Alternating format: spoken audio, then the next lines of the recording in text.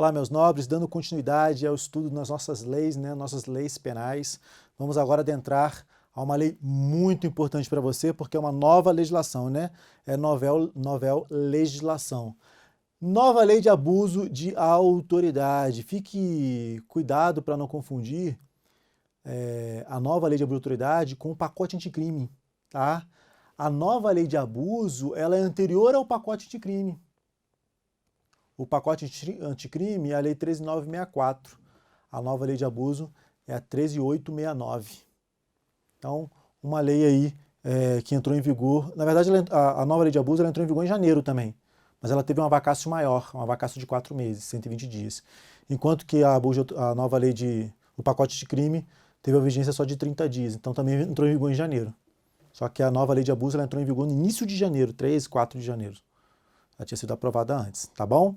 É uma lei totalmente nova, que muito provavelmente terá questões na sua prova, tá? Questões de abuso de autoridade.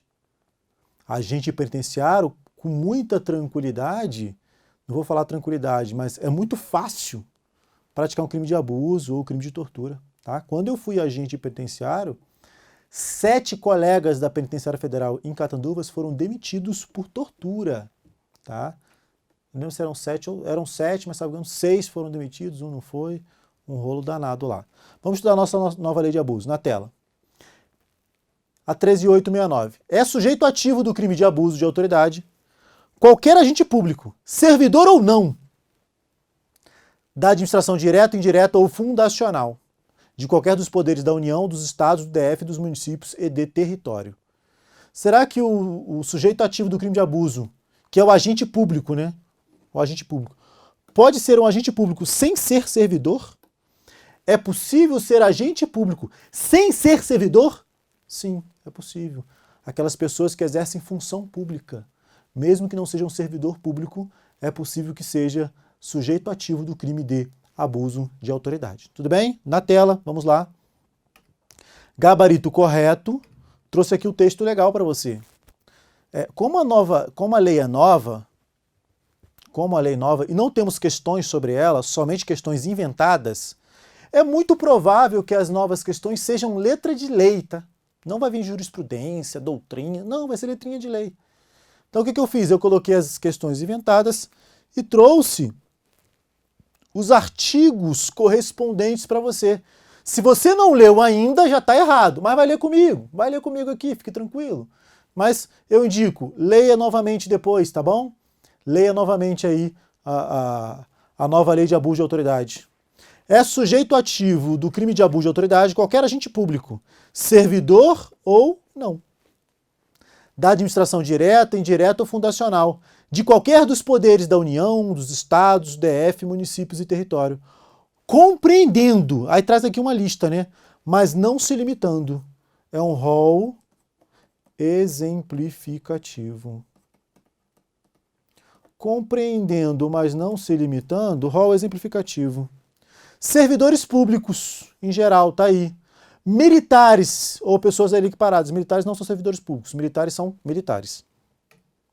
Membros do Poder Legislativo, Executivo e Judiciário, o membro do poder, ou seja, a maioria aqui desses casos, membros do Poder Legislativo e Executivo, são agentes políticos. Agentes políticos são agentes públicos, é considerado agente público para fins da nova lei de abuso de autoridade? Sim, agentes políticos também. Membros do Poder Judiciário, juízes, embargadores, ministros, membros do Ministério Público, promotor de justiça, procurador da República, membros dos tribunais ou Conselho de Contas, tá? Tribunais de Contas ou Conselho de Contas. Os tribunais de contas são chamados de ministros também, tá? Mas não é do Judiciário, tá? Conceito de agente público. Aqui o conceito de agente público. Que se parece muito com o artigo 327 do Código Penal, que traz o conceito de funcionário público, muito próximo. Reputa-se agente público, para os efeitos desta lei, todo aquele que exerce, ainda que transitoriamente ou sem remuneração. É todo aquele que exerce, ainda que transitoriamente ou sem remuneração. O que a lei quer dizer com isso? Ainda que transitório, ou seja, pode ser transitório ou efetivo. Pode ser transitório ou efetivo. Ainda que sem remuneração. Pode ser sem ou com remuneração. Pode ser sem ou com remuneração. E às vezes a gente tem que tomar cuidado com as questões de prova, né? Servidor efetivo com remuneração pode ser sujeito ativo de abuso? Pode. É com ou sem. Servidor temporário sem remuneração pode ser sujeito ativo de abuso? Pode. É com ou sem remuneração? Efetivo ou temporário, transitório. Transitório é exemplo dos mesários, a exemplo dos jurados de tribunal do júri. Ok? O STJ já considerou funcionário público, ainda não tinha essa lei de abuso, era a lei anterior, o advogado dativo. Advogado dativo como funcionário público. Era para fins de funcionário público, não para fins da lei de abuso, mas daria para equiparar. Só um detalhe aqui interessante. O conceito do 327, ele traz o funcionário público equiparado, o 327 parágrafo 1º. Aí já é mais doutrinário. Essa equiparação não está aqui na lei de abuso, não existe aqui na lei de abuso. Tá? Essa equiparação, ela não existe na lei de abuso. Quem exerce munus público, não é agente público, nem funcionário público. Tutor, curador, o antigo síndico da falência, que é o administrador judicial da falência. Tudo bem? Tutor, curador, depositário judicial, administrador judicial da falência, inventariante, não são funcionários públicos nem agentes públicos para fins da nova lei de abuso. Tudo bem? Na tela, vamos lá. Ainda que transitoriamente ou sem remuneração, por eleição, nomeação, designação, contratação, ou qualquer forma de vestidura ou vínculo, tanto faz. Qualquer forma de vestidura ou vínculo. Ah, professor temporário. Sim, tá aí, ó. É uma forma de vestidura, é um vínculo, né? Professor temporário. Aquele que exerce mandato, cargo, emprego ou função, qualquer função pública, em órgão ou entidade abrangidos pelo caput, administração direta e indireta. Administração direta, indireta, fundacional, que é indireta, né? Temos aí o conceito de funcionário público. Vamos adiante, vamos lá. A nova lei de abuso de autoridade prevê crimes de ação penal pública condicionada à representação e crimes de ação penal pública incondicionada. Certo ou errado? Tá errado. Os crimes de abuso de autoridade são todos de ação penal pública incondicionada.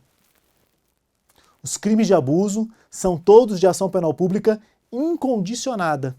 Mas, cuidado, isso não impede, o crime ser de ação penal pública incondicionada, não impede a ação penal privada subsidiária da pública. Porque a ação penal privada subsidiária da pública é cabível nos crimes de ação pública. No caso aqui, incondicionada.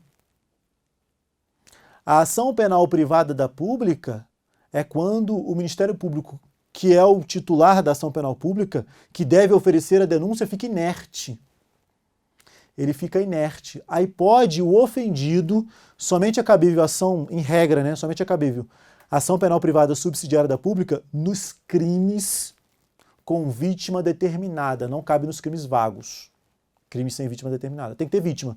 Crime de abuso de autoridade tem vítima? Tem. Então a vítima, para a vítima, é cabível ação penal privada subsidiária da pública. Oferece a queixa substitutiva. Em qual prazo? 6 meses a contar da inércia do MP. Quando se esgota o prazo do Ministério Público. Aí o particular tem 6 meses para apresentar a queixa em ação penal privada subsidiária da pública. Tá bom? Gabarito errado, porque a nova lei de abuso não prevê crimes de ação penal pública condicionada à representação. Não é necessária a representação do ofendido. Essa celeuma estava na lei anterior, a 4898/65, porque a lei anterior falava sobre o direito de representação em relação aos crimes de abuso. Só que mesmo que a lei falasse em direito de representação, não era essa representação aqui, dos crimes de ação penal pública condicionada. Era o direito de petição, notícia crimes, o direito de falar, o direito de representar no português. Porque mesmo na lei anterior, Isso pode ser cobrado de forma mais aprofundada, ó. Mesmo na lei anterior, o crime já era de ação penal pública incondicionada. Pode vir uma questão maliciosa e falar assim, olha, o crime era de ação penal pública condicionada à representação e se tornou de ação penal pública incondicionada. Certo ou errado? Errado. O crime já era de ação penal pública incondicionada, embora a lei tratasse do direito de representação. Era tão somente uma notícia do crime. Tá? Era tão somente uma notícia do crime. Tudo bem? A representação que tratava a lei. Beleza? Tranquilo? Na tela. Vamos adiante. Tá aí, os crimes previstos nesta lei são de ação penal pública incondicionada. Posso até apostar uma questãozinha sobre isso aqui, ó. Posso até apostar uma questãozinha sobre esse ponto, porque é um ponto que sempre cai em prova. Toda vez que a lei prever crimes de ação penal pública incondicionada, o examinador coloca na prova. Tá? O examinador vai lá e coloca na prova. Toda vez. Será admitida a ação privada se a ação pública não for intentada no prazo legal. Qual é o prazo legal para oferecimento de denúncia, ação pública, né? A antiga lei de abuso trazia o prazo de 48 horas. A antiga lei de abuso, a 4898, trazia o prazo de 48 horas. A nova lei de abuso não trouxe prazo. Não trouxe prazo. Portanto, segue a regra geral, já que ela não tem prazo específico, né? Segue a regra geral. Qual que é a regra geral para oferecimento de denúncia? 5 dias, se o investigado estiver preso, no caso aqui o agente público, né? 15 dias, se o investigado, no caso o agente público que praticou o crime, estiver solto. 5/15. Tudo bem? O Ministério Público, nesse prazo aí, 5/15, não ofereceu denúncia, cabe ação privada. É a ação penal privada subsidiária da pública. Beleza? Na tela. Será admitida ação privada se a ação pública não for intentada no prazo legal, cabendo ao Ministério Público aditar a queixa, cópia do artigo 29 do CPP, repudiá-la e oferecer denúncia substitutiva, intervir em todos os termos do processo, fornecer elementos de prova, interpor recurso e a todo tempo, no caso de negligência do querelante, a perempção, né, retomar a ação como parte principal. A ação privada subsidiária será exercida no prazo de 6 meses. Contado da data em que se esgotar o prazo para oferecimento da denúncia. Esgotou o prazo do MP, inicia o prazo da ação privada subsidiária da pública. Ok? Aqui, nesse tema aqui, acredito numa questão de prova. Tá bom? Leitura de letrinha de lei aí para você. Próxima questão. A Lei 13.869 de 2019, nova lei de abuso de autoridade, prevê expressamente a possibilidade de ação penal privada subsidiária da pública, exercida no prazo de 12 meses, contado da data que se esgotar o prazo para oferecimento de denúncia. Certo ou errado? Errado, né? 6 meses, não 12. Bobeirinha aqui, né? Você lê rápido e o prazo de 12 meses é um prazo comum, né? 12 meses, 12 meses. É um prazo muito comum dentro de legislação. Às vezes aparece o 12 meses. E aí, se você lê rápido, você perde. O prazo não é 12, o prazo é 6. Tudo bem? Na tela, gabarito errado. Próxima. Nos termos da Lei 13.869 de 2019, constitui efeito automático da condenação por crime de abuso de autoridade a perda do cargo, do mandato ou da função pública. Perda do cargo automática, mandato, cargo ou função pública. De cara eu posso te dizer, isso aí está errado. Vou fazer um esquema aqui para você. Gabarito errado. Como você também vai ter aula comigo, ou já estudou, né? Ou já adiantou. De Lei 12.850, a Lei da ORCRIM, Lei das Organizações Criminosas. E também não será comigo aula sobre lei de tortura. Dá para fazer uma coligação boa aqui sobre esses dois temas. Eu vou aproveitar. Deixa eu ver aqui se está... Não, vou colocar uma tela em branco aqui. Aí. Coloquei uma tela em branco para a gente trazer essas diferenças, tá bom? Na tela. Só dessas 3 leis já tá bom, tá? Só dessas 3 leis aí já tá bom. Lei 13.869 de 2019. Lei 12.850/13. Lei 9455 de 1997. Vamos lá. Lei de abuso. ORCRIM, organização criminosa, e lei de tortura. 3 leis do seu edital, tá bom? Essas 3 leis prevêem a perda do cargo. As 3 leis prevêem a perda do cargo. Ok? Ponto em comum das 3. Ponto em comum. As 3 leis prevêem a perda do cargo. Outro ponto. Essa perda do cargo, ela é automática ou ela não é automática? Depende da legislação. Na nova lei de abuso, a perda do cargo é não automática. Na nova lei de abuso, a perda do cargo é não automática.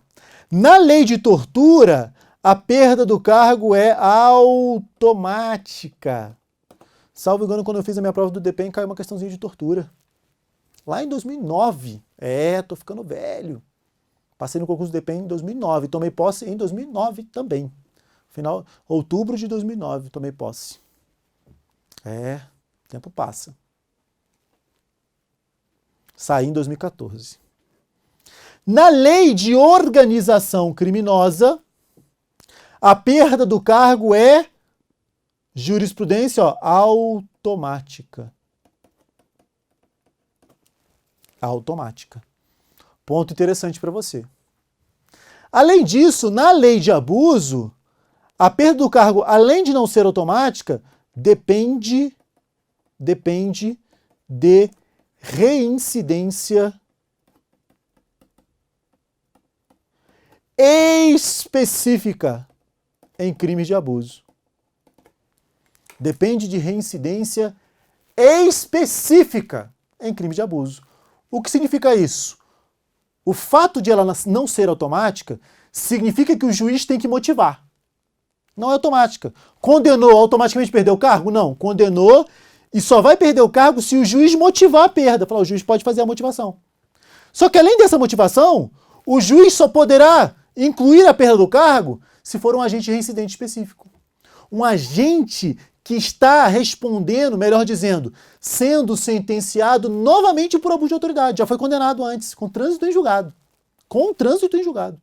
Foi condenado com um trânsito em julgado, praticou um novo abuso. O juiz, na sentença, verificou que ele é reincidente em abuso. Praticou crime de abuso, foi condenado, transitou em julgado. Praticou um novo crime de abuso. O juiz, nessa segunda sentença, verificou que o agente é reincidente em abuso. Aí, nesse caso, também não é automático. Também não será automática a perda do cargo. Mas, nesse caso, o juiz poderá declarar a perda do cargo motivadamente. Tem que motivar. Não é automático. Tudo bem? Na tela. Então, não automática e depende de reincidência específica em crimes de abuso.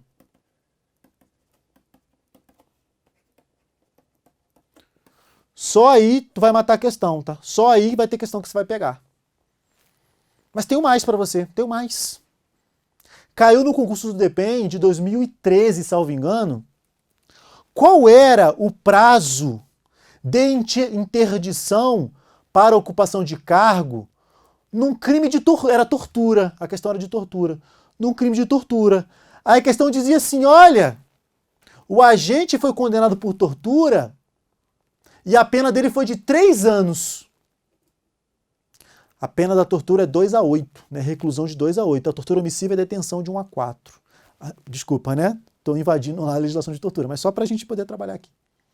E aí perguntava assim, olha, qual é o prazo da interdição? Perda do cargo automática e interdição. Então, além da perda do cargo, a gente fica interditado de ocupar aquele cargo novamente. Fica interditado. Não pode ocupar. Fica inabilitado. Na tortura, a inabilitação é pelo dobro do prazo da pena aplicada. Então, se ele pegou lá 3, qual que é o dobro? O dobro é 6. Simples, a questão era simples, tá? Na tela. Dobro do prazo da pena aplicada. Dobro do prazo da pena aplicada. O capa. Na lei de organização criminosa, qual é o prazo da inabilitação? 8 anos após o cumprimento ou extinção da pena.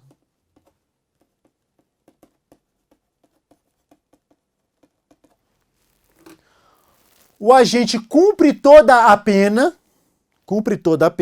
depois de cumprir a pena, mais 8 anos. Depois de cumprir a pena, mais 8 anos. 8 anos sem poder ocupar o cargo. Inabilitação por ocupação de cargo. E na lei de abuso, qual é o prazo de inabilitação? A antiga lei de abuso, ela trazia o prazo de até 3 anos. A gente ficava inabilitado pelo prazo de até 3 anos. E existia um prazo específico para cargos de natureza policial. Em cargos de natureza policial, a pessoa fica inabilitada para cargos de natureza policial, civil ou militar, pelo prazo de 1 a 5 anos. Esses dois prazos, 3 anos e 1 a 5, virou um só agora, não tem mais separação, é um prazo só. E é o prazo que era específico. O prazo específico virou geral. Inabilitação pelo prazo de 1 a 5. Tudo bem? Na tela. Aqui a inabilitação é pelo prazo de 1 a 5 anos. E essa inabilitação, ela também não é automática e depende de reincidência específica, tá bom? Que é no caso da perda, né? Perda e inabilitação. Beleza? Tranquilo? Show de bola. Olha quanta informação interessante, né? Texto de lei aí, ó. São efeitos da condenação. Condenou por abuso, obrigatoriamente vai ter que reparar o dano, né? Tornar certa a obrigação de reparar o dano causado pelo crime. Devendo o juiz a requerimento do ofendido, fixar na sentença o valor mínimo para a reparação dos danos causados, considerando os prejuízos por eles sofridos. 2. A inabilitação para o exercício do cargo, mandato ou função pública pelo período de 1 a 5 anos. 3. Perda do cargo. Perda do cargo, do mandato da função pública. Então é perda e inabilitação pelo prazo de 1 a 5 anos. Parágrafo único, olha o ponto importante aí, ó. Os efeitos previstos nos incisos 2 e 3, perda e inabilitação, deste artigo são condicionados à ocorrência de reincidência em crime de abuso. São condicionados à reincidência em crime de abuso. E não são automáticos. Devendo ser declarados motivadamente na sentença. Além da reincidência, ele é reincidente. Muita gente pensa assim, se ele for reincidente, aí perde automaticamente. Não! Mesmo sendo reincidente em crime de abuso, o juiz tem que motivar na sentença. Mesmo sendo reincidente em crime de abuso, o juiz tem que motivar na sentença. Beleza? Tranquilo? Agora sim você está apto a acertar uma questão de prova nesse tema com muita tranquilidade. Seja de abuso, seja de tortura, seja de crime. Tá? Não perca uma questão dessa. Vai cair com certeza na tela. Vai cair com certeza uma questão desse quadro aqui, ó. Acabou de pegar uma questão de prova. Acabou de pegar uma questão de prova. Pode ser que caia no abuso, no ORCRIM ou na tortura. Uma questão vai cair. Aqui não é aulão de premonição não, tá? É porque eu sei que vai.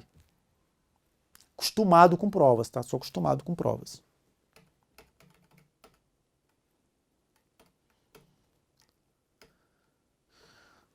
Próxima questãozinha, agora mais uma mata, né? De acordo com a nova lei de abuso de autoridade, para aplicar a inabilitação para o exercício de cargo, mandato ou função pública, pelo período de 1 a 5 anos, deve o juiz motivar de forma específica na sentença condenatória. Correto. O juiz deve motivar de forma específica na sentença condenatória. Essa questão aqui é uma questão bem inteligente. Por quê? Porque ela se utiliza das mesmas artimanhas do CESP. Essa questão se utiliza das mesmas artimanhas do CESP. Tem aluno que ainda não se adaptou, que ainda não entendeu como é que funciona o examinador CESP, que ele vai falar assim, ó, pode colocar na tela. Ele vai falar assim, ó, de acordo com a nova lei de abuso, para aplicar inabilitação, pelo período de 5 anos, deve o juiz motivar. Peraí, tá faltando coisa aí.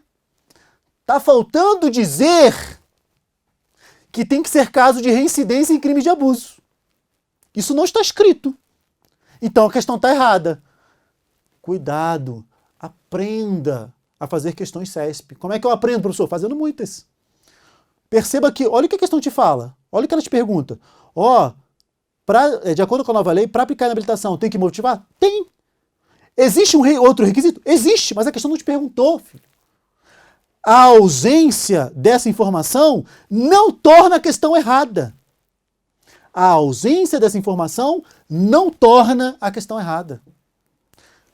Concurso PRF 2019 falou assim, olha, para aprovar uma PEC, é necessário 2 turnos. Certo ou errado? Certo, filho, certo. Ah, mas tem que ser tantos votos. Ah, tem que ser nas 2 casas. Eu sei. A questão não te perguntou isso, não. A questão só falou para você, é 2 turnos? Tu falou, é. Mas está faltando requisito. Ela não perguntou os requisitos. Ela não perguntou os requisitos. Ela só perguntou se era 2 turnos. Isso é verdade. Então, cuidado com questões CESP. Isso é uma questão da PRF. Eu não lembro se falou 2 turnos ou 2 casas. Porque tem as 2 informações, né? 2 turnos, 2 casas, 3/5 dos votos. Então, trouxe só uma informação, tem que tomar cuidado. Está faltando informação, tem que tomar cuidado. Às vezes, a forma com que a questão é cobrada, a ausência de informações não torna a questão errada. Não torna. Então, tem que verificar a forma que a questão é cobrada. Ah, o único requisito é que ele motive. Aí está errado, porque depende de outro, a reincidência específica. Perceba bem isso daí, tá? Perceba bem. Perceba bem como que isso pode cair na sua prova, tá? Então a questão aqui é que ela traz o cerne CESP para você. A ausência de informação, mas a questão continua correta. Beleza? Na tela. Show de bola. O juiz tem que motivar especificamente na sentença, conforme a gente viu aqui na letra de lei, né? Devendo ser declarados motivadamente na sentença. Não falei nada da reincidência. Ok? Não falei nada da reincidência. A perda do cargo, do mandato ou da função pública e a inabilitação para o exercício de cargo, mandato ou função pública pelo período de 1 a 5 anos, como efeitos da condenação por crime de abuso de autoridade, nos termos da Lei 13.869 de 2019, são condicionados à ocorrência de reincidência em crimes dessa natureza. Gabarito correto. A questão falou crimes dessa natureza. A lei fala o quê? Crimes de abuso. Crime de abuso. Crime dessa natureza. Dá no mesmo. Beleza? Então aqui a pergunta foi a outra informação. Perguntou somente outra informação. Olha, a perda do cargo aí é condicionada à reincidência? É. Tem que ser motivado na sentença? Tem. Não perguntou isso. Perguntou se é somente condicionado à reincidência. Detalhe, reincidência específica em crimes dessa natureza. Reincidência específica em crimes dessa natureza. Não é reincidência genérica. Não é qualquer reincidência. Se cair na prova reincidência genérica, está errado. Porque não é reincidência genérica. É reincidência específica em crimes dessa natureza. Tudo bem? Então, em prova, pegadinha que você não pode errar. A lei de abuso, eu acredito que ela vem aí com muita força na sua prova, tá? Uma lei muito importante, uma nova lei, né? Bastante, junto com o pacote anticrime, né? A nova lei de abuso está quase na ideia aí, quase no bolo do pacote anticrime, né? Veio a nova lei de abuso, o penalista já fala, caraca, nova lei, bastante coisa. Alterou muita coisa na sua nova lei de abuso. Aí veio pacote de crime. Caramba, pacote de crime, alterações. Aí veio em 25 de dezembro de 2019, Natal de 2009, veio a lei que alterou o 122, o crime de participação em suicídio.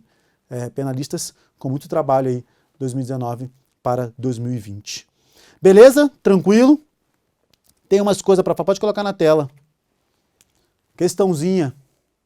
Nos termos da lei de abuso, não é possível a substituição das penas privativas de liberdade por penas restritivas de direitos, tendo em vista a gravidade da violação aos bens jurídicos protegidos pela lei. Pergunta: é possível, é cabível PRD, substituição por PRD, na lei de abuso de autoridade? Resposta no próximo bloco. Tchau.